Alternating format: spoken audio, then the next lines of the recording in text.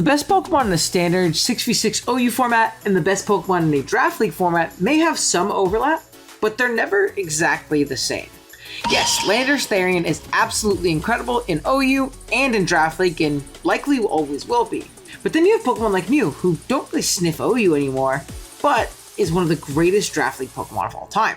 I think one of the most notable examples of this can be found in the ORAS or Gen 6 Draft League format. The best Pokemon in the ORAS Draft League metagame by a large consensus is Mega Gardevoir. It is in fact so strong that it is considered meta warping, and any ORAS player worth their salt will draft in a way to not immediately lose to it on preview. ORAS OU Mega Gardevoir is also good, don't get me wrong, but it barely cracks the top 50 in the current Gen 6 OU viability rankings. It sits below a Pokemon that it absolutely blows out of the water in the Draft League format.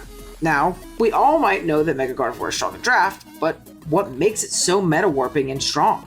That's what we're going to take a look at today. What makes Mega Gardevoir the greatest Pokemon in ORAS Draft League? Hey guys, OG Albino here, and if you guys enjoyed today's Pokemon Draft League discussion video talking about Mega Gardevoir and a little bit of an old gen discussion, please drop a like on the video as well as subscribe to the channel.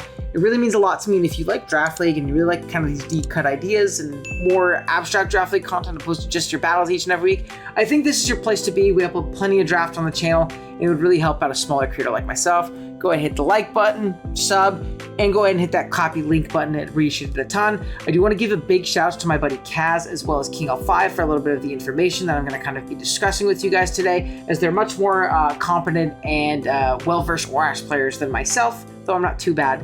And yeah, with that being said, let's jump right into it. We can start off with the very basic concept of why Mega Gardevoir is in general better in Draft than it is in Smogon.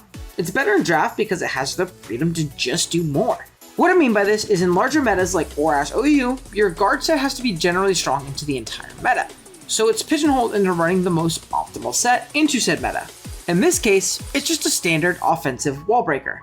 Now when you play in a counter team format like Pokemon Draft League, Mega Gardevoir's toolset is able to be fully explored. You aren't just locked into running the standard breaker set. This is why Mew has been such a Draft League staple. In Smogon, its best sets are typically hazard support sets, as they match up the best overall into the entire meta. But in Draft League, you can find so many different roles for it, whether it be setting hazards, sweeping, stall breaking, being a wall, etc, etc, etc. Now that gives us a jumping off point for understanding why Guard is strong, but not the whole picture. It all starts with Pixilate boosted Hyper Voice. I'm sure you all know what Pixilate does, turning normal moves into fairy type moves and giving them a considerable boost in damage. But what you may have forgotten is how much of a damage boost, particularly in Gen 6.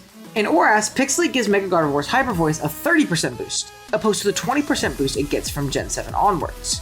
This is a crazy difference, and it makes the no immunity having Hyper Voice an absolute nuke and one of the most spammable attacks in the format. Its spammability and sufficiency as a mono attacking move is what truly opens up Gardevoir. There are very few resists to Mega Gardevoir's Hyper Voice. One is going to be poison types, but they're weak to Guard's other stab and psychic type moves. That's one option down, leaving only steel types. Not only do steel types typically not have the most reliable recovery, making Hyper Voice plus hazards really stick damage wise, but they also get smoked by Gardevoir's other most reliable variant, physically defensive Will-O-Wisp. With a burn and a lot of bulk, Gardevoir can absolutely sit on the most reliable counters it has with Wish and Protect. Pokemon like Registeel that may take Hyper Voice really well really don't handle Garb once a spike goes up and they switch in on a Will-O-Wisp. They just get whittled down over time and have their damage output severely limited. Then you may think, well, hey, I can just click Rest and Sleep Talk to get past this. But of course, Gardevoir gets access to both Taunt and Encore, letting it disrupt passive play even more. It can get away with running all these utility moves because of the sheer power of Hyper Voice. It's so strong that even with little to no investment, it can very easily get away with it slotting as its only attacking move. This isn't even to mention how passive something like Registeel or Bronzong clicking Rest is, allowing Gardevoir's teammates to throw off massive attacks or set up for free.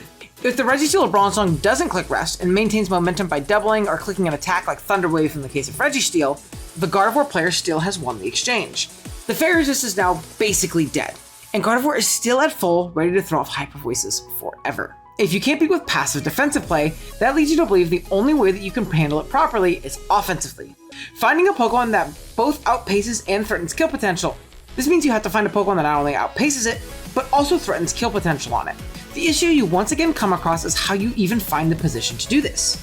Yeah, you may have a Mega Gallade that can KO with Poison Jab after Chip, or a Scarf Nidoking that threatens big damage on it, but how in the world do you position yourself in to do damage without getting blown up by Hyper Voice or Psychic, or getting burned, or just being switched out on? Gardevoir is so meta warping because it requires you to have both a defensive pivot and an offensive preventer basically at all times.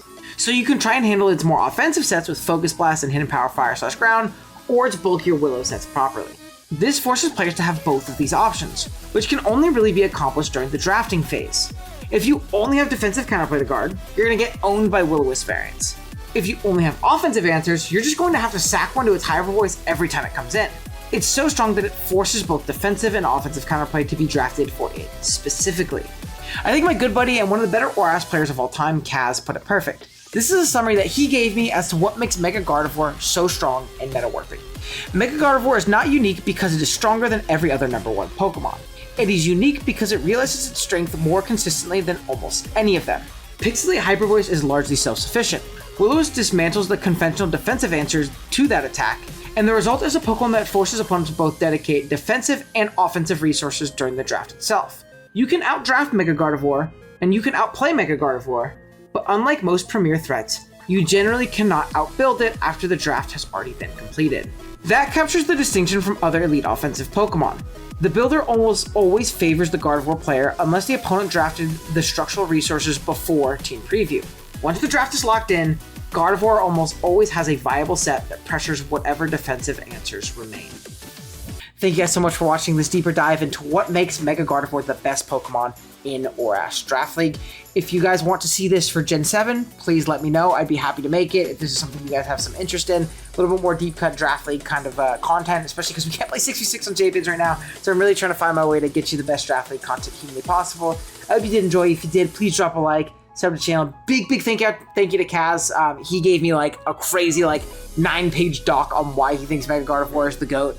And it was really helpful on kind of putting this all to words. And shouts to L5 too. He just sent me Will-O-Wisp guard and offensive guard and said you can't beat both of these sets. And they shortened version of what Kaz put, but I still appreciate it nonetheless. And yeah, drop a like if you enjoyed the video. I'll see you guys next time. Later.